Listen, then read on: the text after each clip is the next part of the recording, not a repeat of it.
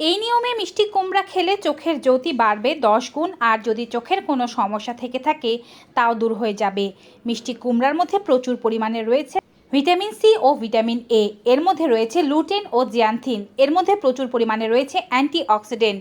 মিষ্টি কুমড়া খেলে চোখের স্বাস্থ্য খুব ভালো থাকে। দূরের বা কাছের জিনিস দেখতে না পাওয়া, চোখে ভালোভাবে দেখতে না পাওয়া, স্পষ্ট না দেখা, ঝাপসা দেখা, চোখ দিয়ে জল পড়া, চোখে ছানি পড়া, চোখের যাবতীয় রোগের ক্ষেত্রে দৈনিক আপনি মিষ্টি কুমড়ার ভাজি করে খেতে পারেন অথবা কাঁচা মিষ্টি কুমড়ার শরবতও খেতে পারেন। এটি সবচেয়ে ভালো ফলাফল দেবে। বাজার থেকে পরিচ্ছন্ন এবং একেবারে ভেজালমুক্ত মিশ্রি কিনে নেবেন। সেখান থেকে 1 চা চামচ পরিমাণে মিশ্রির গুঁড়ো নিয়ে নেবেন এবং মিষ্টি কুমড়া নেবেন 1 কাপ পরিমাণে, বয়স কম হলে আধা কাপ পরিমাণে। এটিকে ব্লেন্ড করে কোনো কিছু না দিয়ে বা না ছেঁকে শুধুমাত্র মিশ্রি মিশিয়ে রোজ এটিকে দিনের একটি নির্দিষ্ট সময় পান করবেন 40 দিন।